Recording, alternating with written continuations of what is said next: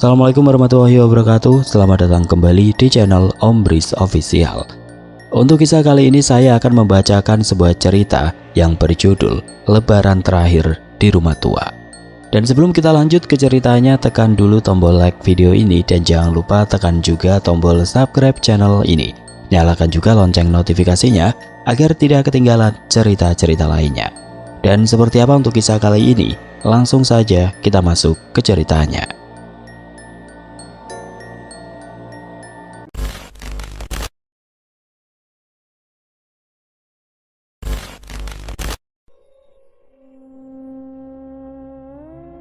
Tahun 2010, H-3 Lebaran, jalanan mulai padat oleh kendaraan pemudik. Tapi Guntur kecil tidak peduli. Di dalam mobil kijang kapsul milik ayahnya, ia duduk di tengah, diapit kakaknya Riko dan adiknya Salsa. AC mobil sudah mulai kalah dengan panasnya siang.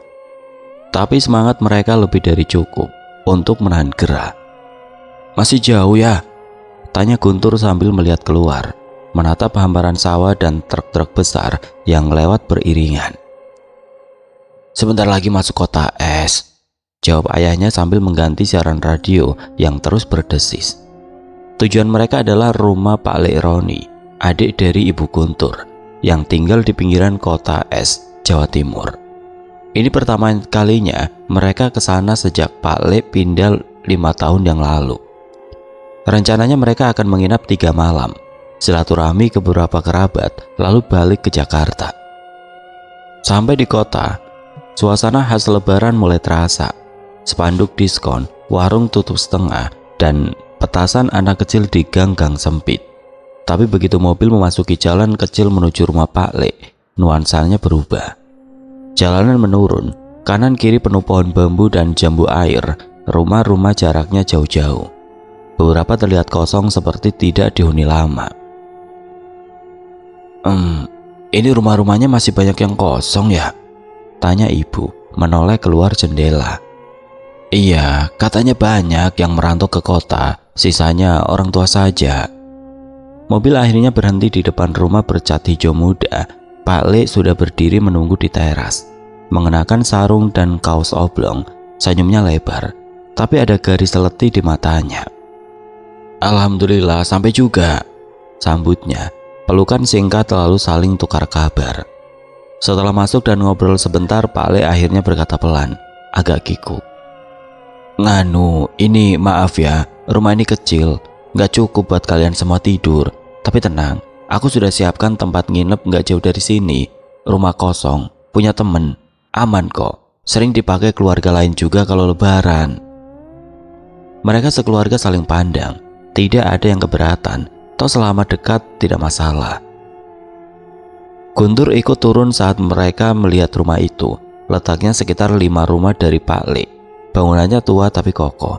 Dindingnya warna krem pudar dengan kusen jendela coklat tua. Ada pohon rambutan besar di samping rumah, buahnya merah ranu menggoda. "Ini rumah siapa, Lek?" tanya ayahnya. "Dulu pasangan muda, baik orangnya. Tapi ya mereka meninggal, sudah lama banget. Sekarang rumah ini dititip rawat ke saya." Guntur merasa ada yang aneh dari caranya berbicara. Tapi dia diam. Dari luar, rumah itu seperti rumah biasa. Tapi hawa dari dalam rumah saat pintu dibuka langsung menusuk. Dingin. Dan bukan dingin karena udara, tapi dingin yang aneh, seperti masuk ke ruang yang tidak disinari matahari bertahun-tahun. "Ya wes, silakan bersih-bersih. Ada air di kamar mandi belakang. Tapi nanti kalau bisa, jangan dipakai dulu. Nanti saya jelasin," kata Pak Lek sambil buru-buru pamit. Guntur memperhatikan saat Pak Lek berjalan kembali ke rumahnya. Dia sempat menoleh sekali ke arah sumur di samping pohon rambutan. Pandangannya sebentar, tapi jelas ada sesuatu di sana, sesuatu yang belum selesai. Malam pertama, setelah sholat isya dan makan bersama di rumah Pak Lek, keluarga Guntur kembali ke rumah kosong itu untuk tidur. Lampu ruang tamu mereka nyalakan, begitu juga lampu depan. Rumah tua itu tidak punya kipas, tapi jendela-jendela besar membuat udara malam cukup masuk. Namun, Guntur tetap merasa tidak nyaman. Ia tidur di tikar bersama Riko di ruang tengah. Ibu, Ayah dan Salsa tidur di kamar yang menghadap ke dapur. Rumah itu memang hanya punya 2 kamar tidur, sisanya ruang tengah, dapur, dan 1 kamar mandi di belakang dekat sumur. Sekitar pukul 1 dini hari, Guntur terbangun. Ia mendengar suara seperti ceprat-ceprat, seperti seseorang menciduk air dari bak mandi. Awalnya ia kira ayahnya, tapi suara itu terlalu sering. Lalu diselingi bunyi seretan ember besi, suara yang nyaring menyayat. Guntur menahan nafas, matanya menatap langit-langit rumah yang kusam. Suara dari belakang rumah masih terdengar. Lalu, tuk, tuk, ketukan dari arah sumur, tapi kenapa bisa terdengar sampai dalam? Guntur melirik ke arah kakaknya, Riko, masih tidur, punggungnya menghadap tembok. Guntur ingin membangunkannya, tapi tubuhnya kaku. Ada rasa berat di dadanya. Lalu suara itu berhenti. Tiba-tiba dari sela pintu kamar yang sedikit terbuka, terlihat sekelebat bayangan putih lewat, tinggi, rambutnya panjang. Guntur tidak melihat wajahnya, tapi ia tahu itu bukan ibu. Tubuhnya gemetar, matanya terbuka lebar. Ia pelan-pelan menutup mata lagi, berpura-pura tidur. Detak jantungnya seperti genderang. Nafasnya ia tahan, tapi tubuhnya justru merasa dingin luar biasa. Tidak tahu berapa lama waktu berjalan, Guntur akhirnya tertidur lagi. Namun malam itu memberinya mimpi aneh. Ia berada di belakang rumah, sendirian, berdiri di tepi sumur tua. Di dalamnya terdengar suara perempuan menangis. Tangis selirih, tapi menyayat. Saat Guntur menengok ke dalam sumur, ia melihat seseorang perempuan muda berpakaian daster batik. Rambutnya basah kuyup menempel di wajah pucatnya. Wajah itu menatapnya dari dalam air sumur dan perlahan naik ke permukaan tanpa menyentuh dinding sumur. Guntur hendak berteriak tapi suaranya hilang, tubuhnya tidak bisa bergerak. Wajah perempuan itu makin dekat, hingga hanya sejengkal dari wajahnya. Perempuan itu berkata lirih, tapi terdengar jelas dalam mimpi Guntur. "Kenapa kalian tidur di rumahku?" Guntur terbangun dengan peluh dingin membasahi seluruh tubuhnya.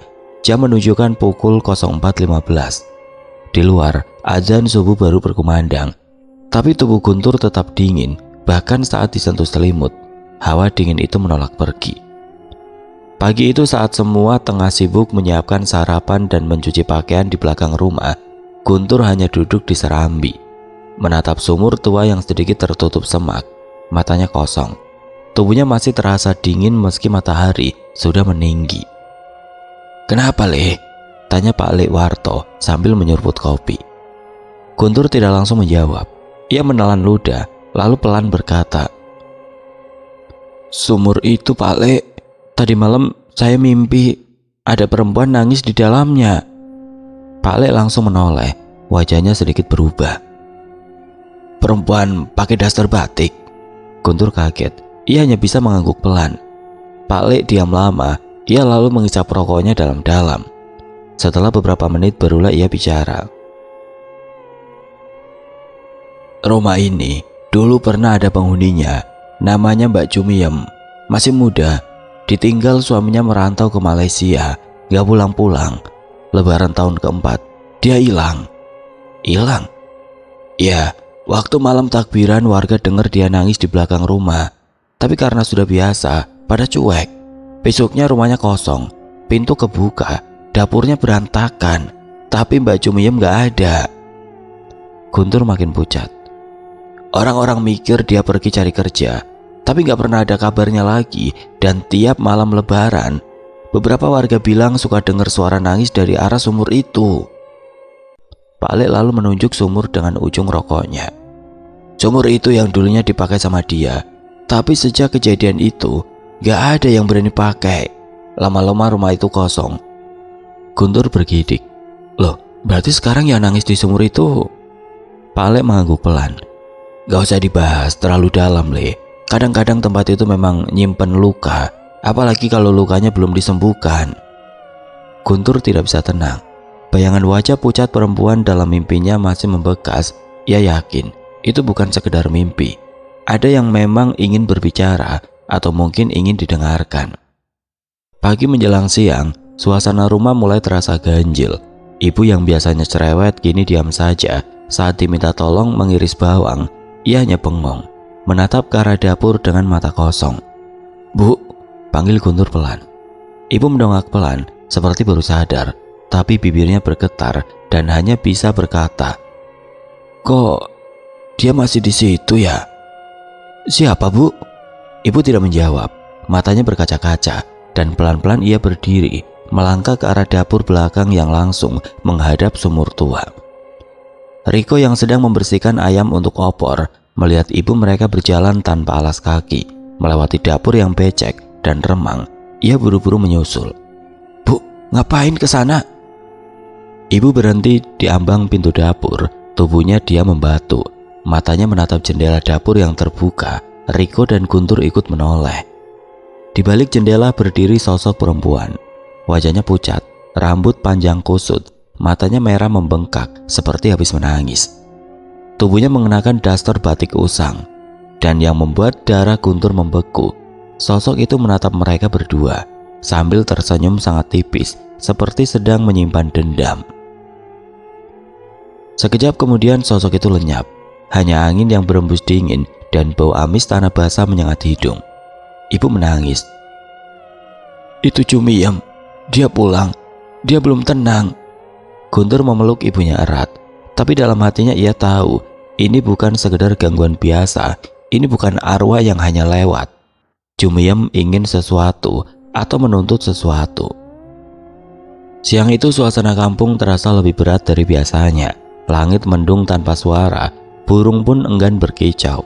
Riko dan Guntur memutuskan pergi ke rumah Mbah Yatin, seorang dukun sepuh yang sudah jarang keluar rumah. Ia dikenal sebagai orang pintar yang dulu sering membantu warga sebelum akhirnya memilih menyepi setelah kepergian cucunya yang katanya diambil makhluk halus. Jalan setapak menuju rumah Mbah Yatin dipenuhi ilalang yang menjulur liar. Di ujung jalan itu berdirilah rumah kayu tua dengan dinding yang mengelupas dan jendela-jendela berlumut. Angin berdesir lewat sela-sela papan, membawa bau dupa dan kemenyan samar-samar ke arah mereka. Riko mengetuk pintu pelan. Tok, tok, tok. Tidak ada sautan, tapi pintu itu terbuka sendiri perlahan, mengeluarkan bunyi engsel berderit panjang. "Masuklah, sudah kutunggu dari semalam." Terdengar suara serak dari dalam. Guntur menelan ludah, mereka melangkah masuk di dalam rumah. Cahaya hanya berasal dari lampu minyak kecil di sudut ruangan. Di tengah ruangan duduklah Mbah Yatin, mengenakan kain lurik dan penutup kepala usang, matanya redup namun tajam. "Kalian datang karena dipanggil arwah penasaran," katanya tanpa basa-basi. Riko dan Guntur saling pandang. Guntur akhirnya membuka suara. "Itu Cumiem, Mbah. Dia muncul di rumah, di dapur. Ibu sampai linglung." Mbah Yatin menunduk, seolah menimbang-nimbang sesuatu yang berat. Ia mengambil segenggam bunga kering dari tempayan di sampingnya, melemparkannya ke dalam perapian kecil, dan seketika bau menyengat bercampur anyir menyelimuti ruangan. "Kalian tahu, waktu Cumiem mati banyak yang bilang itu karena sakit. Tapi tidak semua sakit itu wajar." Guntur menyipitkan mata. "Maksudnya, Mbah?" "Cumiem mati bukan karena penyakit biasa. Dia disantet, santet yang tidak selesai, tidak sempurna. Karena itu arwahnya gentayangan. Tapi dia bukan ingin balas dendam, dia hanya ingin menunjukkan siapa yang membunuhnya." Riko menegakkan tubuh. "Siapa, Mbah? Kami harus tahu." Mbah Yatin menatap mereka dalam-dalam. "Cari di bawah pohon mangga belakang rumah kalian. Di situ tanahnya pernah digali malam-malam. Ada yang dikuburkan, bukan mayat, tapi sarana. Dari situ kalian akan tahu siapa yang mengirim." Guntur dan Riko saling pandang, keringat dingin mengalir di pelipis mereka. Mbah Yatin menambahkan dengan nada berat. "Kalian harus segera lakukan itu malam ini, sebelum malam takbiran datang. Karena kalau malam takbiran tiba dan arwahnya belum tenang, dia akan menjemput satu nyawa dari rumah itu."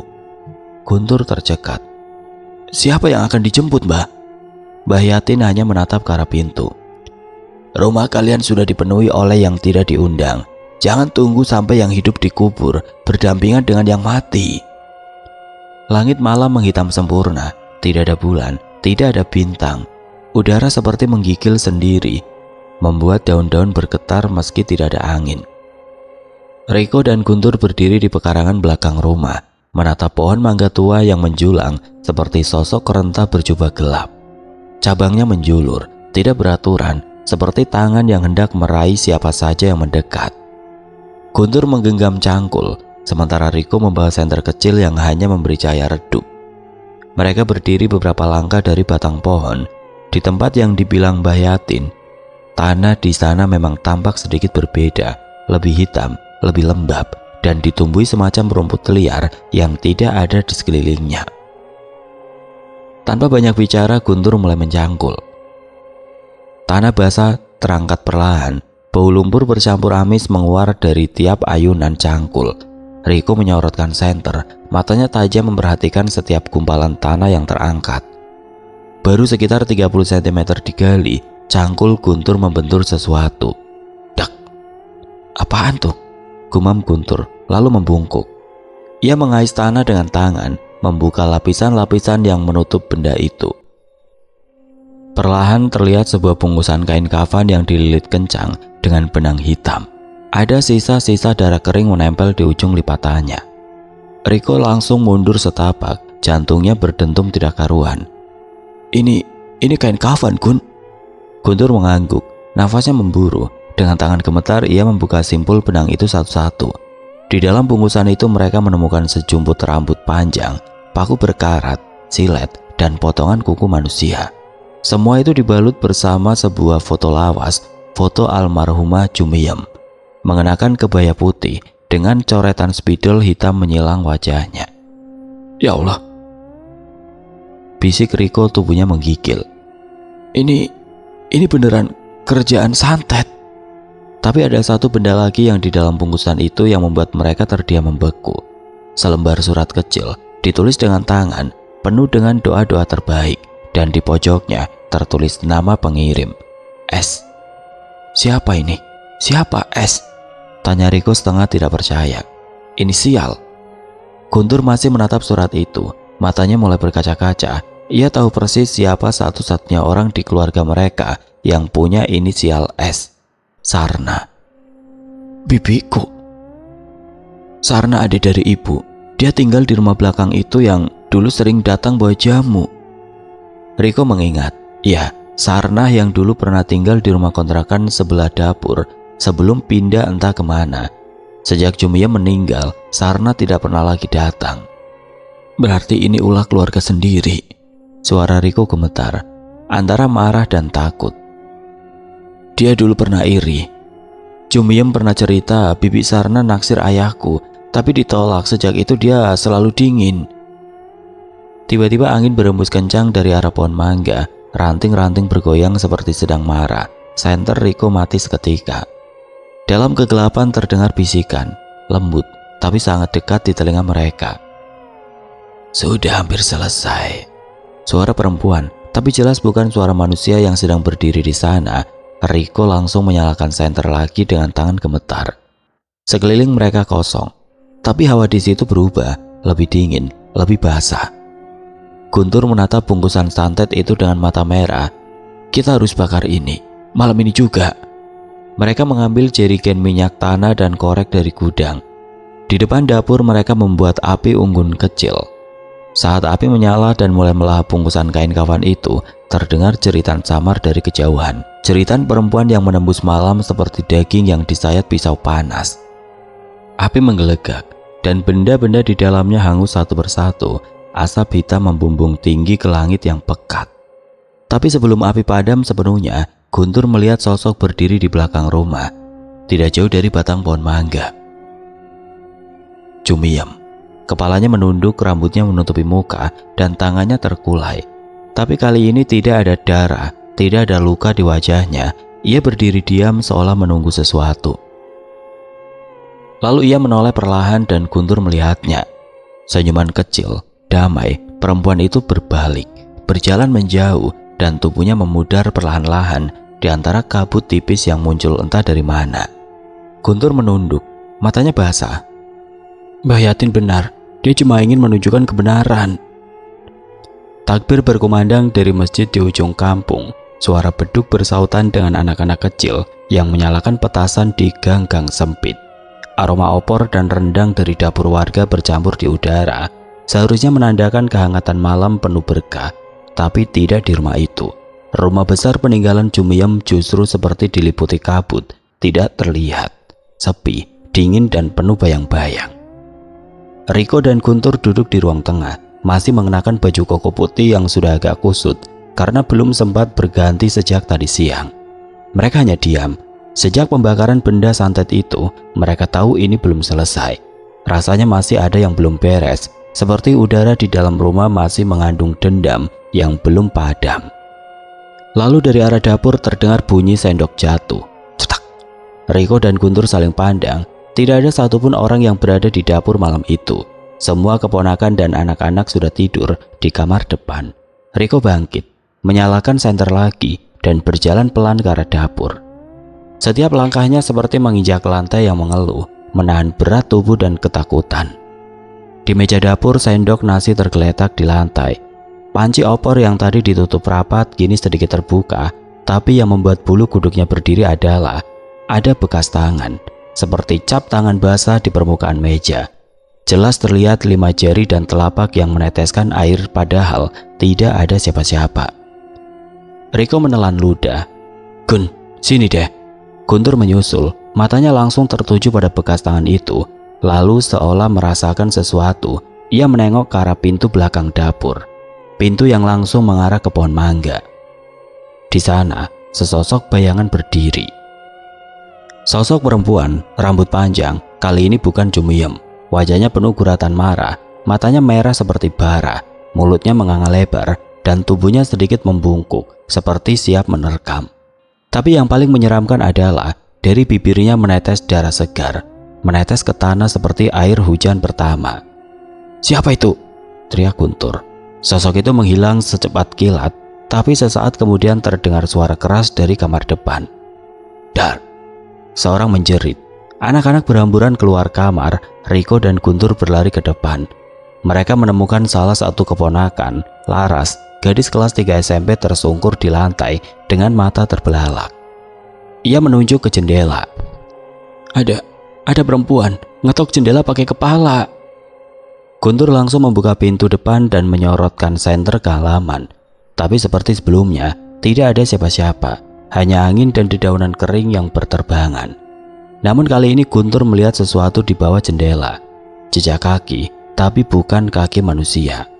Jejak itu berbentuk tapak tangan, 5 jari besar, jelas menancap di tanah.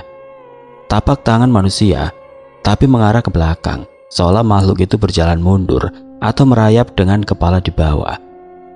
Ini bukan kerjaan arwah biasa. Ini ada yang sengaja ngirim buat balas. "Ngirim lagi?" Riko nyaris berteriak. "Padahal benda santet itu udah kita bakar." Guntur menggeleng pelan, wajahnya tegang. Selama pelakunya masih hidup dan belum mengaku, selama niat jahatnya masih ada, kekuatannya belum mati. Di tengah kepanikan itu ponsel Guntur berbunyi. Nomor tidak dikenal. Ragu-ragu ia angkat. "Halo?" Suara di seberang serak, berat dan tidak wajar, tapi Guntur bisa mengenalinya. "Kau berani buka tanah itu ya? Kau belum tahu apa yang akan terjadi kalau ganggu milikku." "Bibi Sarna?" Guntur mengepalkan ponsel. "Apa yang Bibi lakukan? Jumiem sudah mati, kenapa masih ngirim teror?" "Karena dia belum bayar. Dia curi lelaki yang bukan miliknya, dan kau tidak seharusnya ikut campur." Lalu telepon terputus, sinyal hilang, tapi sebelum mati, terdengar satu kalimat yang dingin dan mematikan. "Besok pagi akan ada yang ikut lebaran, tapi bukan manusia." Guntur menatap Riko, wajahnya pucat pasi. "Kita harus temui Mbak Yatin, sekarang juga sebelum pagi datang." Langit dini hari itu kelabu, arwah menggantung berat seperti menahan hujan yang tidak kunjung jatuh. Guntur dan Riko menelusuri jalan setapak berbatu menuju rumah Mbak Yatin yang berada di pinggir kebun bambu. Rumah itu gelap, tidak tampak lampu menyala, tapi mereka tahu orang seperti Mbak Yatin tidak tidur di malam menjelang lebaran. Terlalu banyak makhluk halus yang bergerak di malam suci seperti ini. Begitu mereka sampai di depan rumah, pintu terbuka sendiri, seperti sudah menunggu. Astagfirullah. Riko refleks mundur selangkah. Bayatin berdiri di ambang pintu, wajahnya keriput, kulitnya kelegam terbakar matahari, dan rambutnya tinggal segenggam. Putih seperti kapas, tapi matanya tajam dan tenang, seperti danau tua yang menyimpan banyak bangkai di dasarnya. "Aku sudah tahu kalian akan datang. Masuklah, sudah waktunya aku bicara." Mereka duduk di balai bambu. Tidak lama Bayatin meletakkan kendi air di atas meja kecil. Di sebelahnya ada kotak kayu tua yang dipenuhi abu dupa dan keris kecil yang mulai berkarat. "Aku pernah bilang pada Cumiem waktu muda dulu, jangan bermain di Wulanan. Tapi dia keras kepala dan ternyata bukan dia yang pertama. Semua ini bermula dari bibi kalian, Sarna." Guntur mengepal tangan. "Jadi memang benar dia yang memulai?" Bayatin mengangguk pelan. "Tahun 1978, Sarna jatuh cinta pada lelaki beristri dari desa sebelah. Karena tidak direstui, dia pergi ke alas Wulanan, hutan keramat di balik Bukit Barat. Di sana ada sesaji, disiapkan setiap malam Jumat Wage.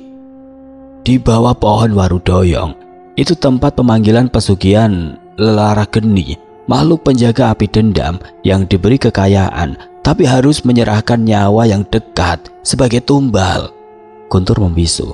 Teringat semua kejadian di rumah kematian mendadak, suara ketukan kepala di jendela, bayangan perempuan berdarah. Cumiem ikut-ikutan waktu suaminya direbut. Ia pergi ke tempat yang sama, berharap bisa merebut balik. Tapi dia tidak tahu, yang dia panggil bukan makhluk yang sama. Di Wulanan setiap tempat punya penghuni masing-masing. Cumiem justru memanggil Banaspati Randa, roh wanita janda pembakar rumah tangga. Ia akan terus membakar keturunan yang lahir dari rasa dengki. Bayatin menatap Guntur dan Riko lekat-lekat. "Kalian keturunan dari darah itu, bukan hanya pengamat. Malam ini ketika takbir menggema, dua makhluk akan datang menagih. Satu ingin nyawa, satu lagi ingin tempat tinggal." "Tempat tinggal?" tanya Riko tercekat. Bayatin mengangguk pelan. "Iya, rumah warisan Cumiem bukan milik kalian lagi. Kalian sudah ganggu tanah yang jadi persemayamannya." Mendadak lampu di rumah itu berkedip lalu mati. Di luar terdengar suara gemertak bambu. Angin kencang datang tiba-tiba, membawa bau daging terbakar. Lalu suara tawa perempuan, parau dan menular, seperti berasal dari dua mulut yang berbeda. "Guntur, itu dia," bisik Riko. Bayatin berdiri dan membuka pintu depan. Tapi sebelum benar-benar terbuka lebar, sesuatu menyeruak lewat celah, seperti asap hitam yang menggumpal dan melayang masuk. Asap itu membentuk wajah perempuan yang mereka lihat semalam.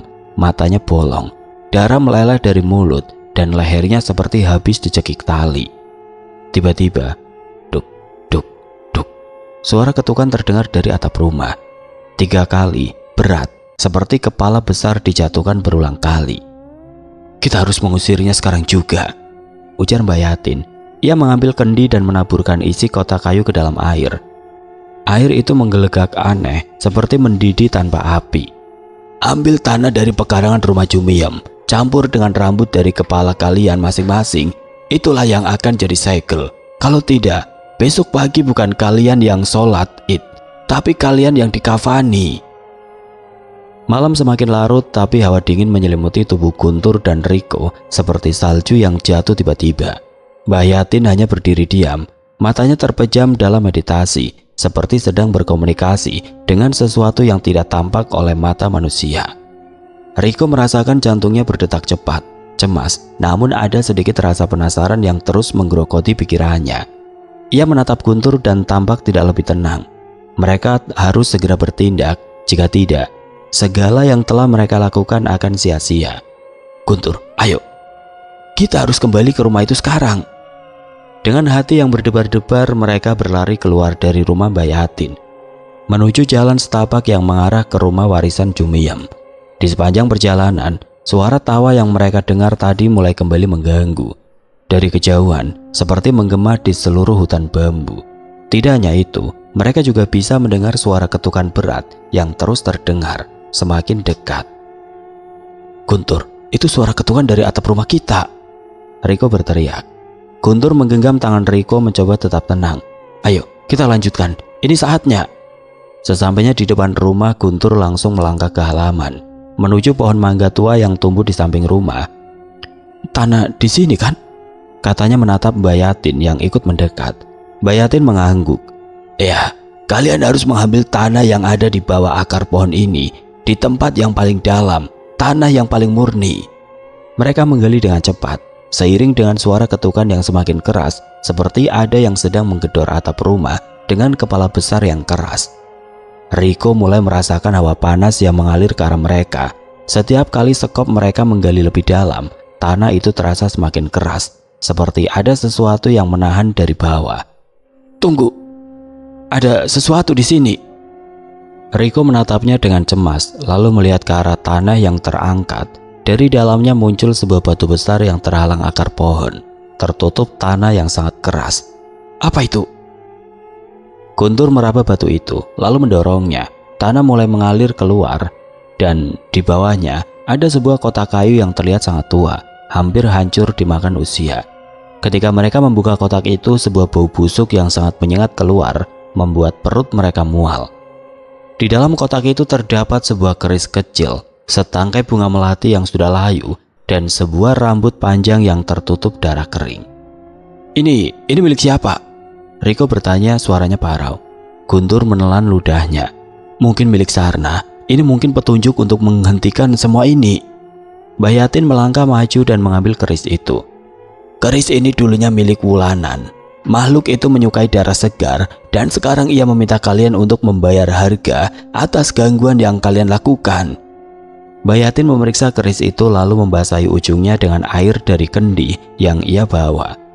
Setelah itu ia merendam tanah yang mereka gali ke dalam air itu, membuat sebuah campuran kental berwarna hitam. "Isi segel terakhir. Kalian harus menulis nama kalian di sini menggunakan darah kalian. Jika tidak ada yang bisa menyelamatkan kalian." Riko dan Guntur saling memandang. Mereka tidak punya pilihan lain. Dengan tangan gemetar, Guntur mengambil keris yang masih basah itu dan menorehkan sedikit di telapak tangannya. Riko mengikuti. Ketika keduanya menuliskan nama mereka dengan darah, tanah di sekitar mereka mulai bergemuruh. Suara itu datang dari bawah, terdengar seperti 100 orang sedang berlari di bawah tanah.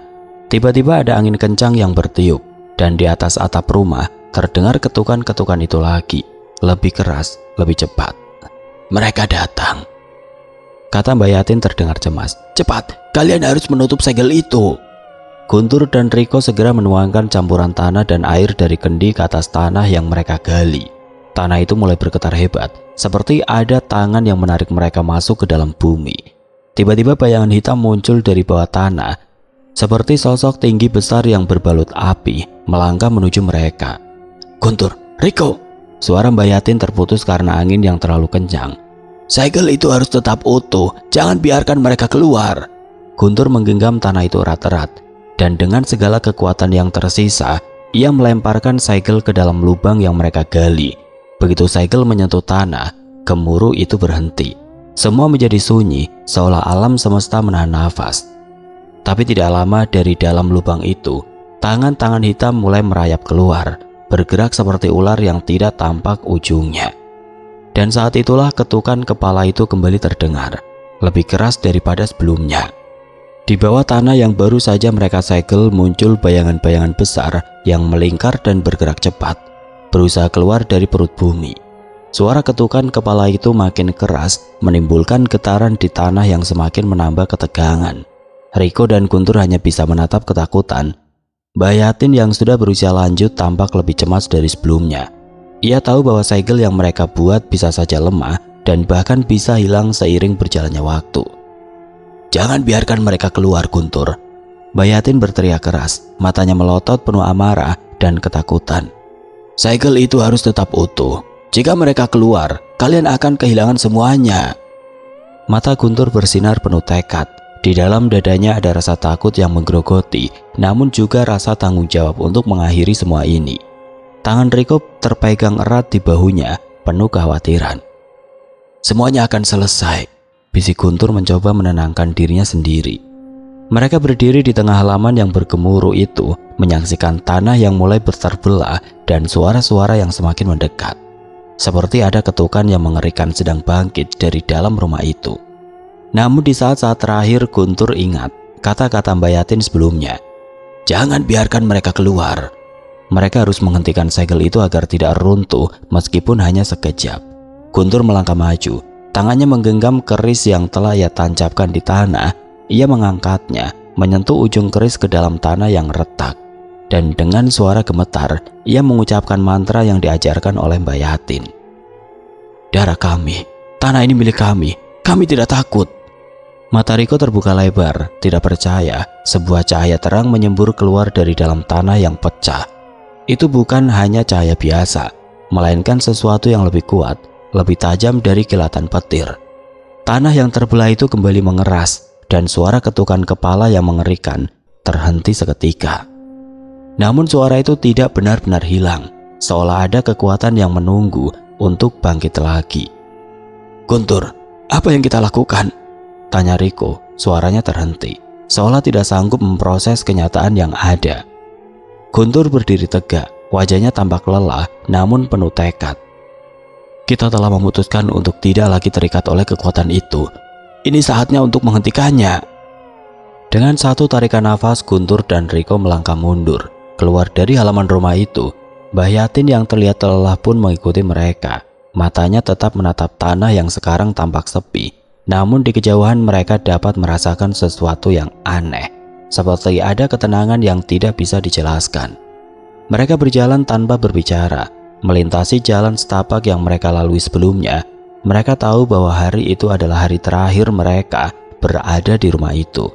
Segala yang mereka lakukan mungkin tidak akan menghapus sejarah kelam itu, tetapi mereka telah membebaskan diri dari bayang-bayangnya. Ketika mereka sampai di jalan raya, suara ketukan kepala itu akhirnya menghilang. Guntur menoleh ke Riko dan Mbah Yatin. Semua terasa lebih tenang, meski hati mereka masih dipenuhi tanya. Selamat tinggal, rumah tua. Bisik Riko seperti mengucapkan perpisahan pada sesuatu yang telah lama mengganggu tidur dan pikirannya. Ia mengusap pelipisnya yang berkeringat. Mbah Yatin menatap mereka dengan senyum tipis. Kalian telah melakukan hal yang benar. Sekarang kalian bisa hidup tanpa terikat dengan masa lalu. Guntur menarik nafas dalam-dalam, mencoba menenangkan dirinya, walau ia tahu tidak ada lagi yang bisa mereka lakukan untuk menghentikan sejarah itu terulang. Yang bisa mereka lakukan sekarang adalah berusaha untuk melupakan dan menerima kenyataan bahwa hidup mereka akan terus berjalan, meskipun tidak pernah sama lagi setelah pengalaman itu. Namun beberapa bulan kemudian Guntur menerima kabar yang mengagetkan. Rumah warisan Cumiyem yang mereka tinggalkan ternyata sudah dijual. Tidak ada yang tahu siapa yang membelinya. Bahkan kabarnya beberapa orang yang pernah mencoba tinggal di sana mengalami peristiwa aneh. Ketukan di atap rumah, suara langkah-langkah berat yang terdengar dari lantai atas, dan suara tawa yang seringkali membuat penghuni baru itu melarikan diri. Hati Guntur berdebar ketika mendengar berita itu. Meskipun ia sudah mencoba melupakan semuanya, ia tahu bahwa rumah itu akan selalu menjadi bagian dari hidupnya.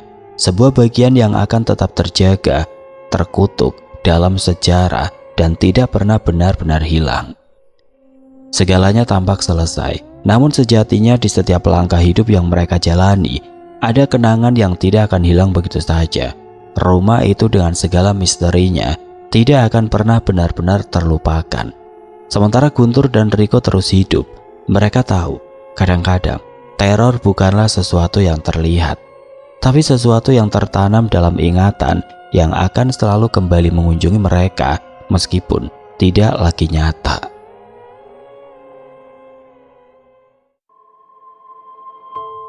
Oke teman-teman, sekian untuk kisah kali ini. Bagaimana menurut kalian tentang kisah ini? Tulis komentar kalian di kolom komentar. Dan buat teman-teman yang baru bergabung, jangan lupa untuk like, komen, share, serta subscribe channel ini.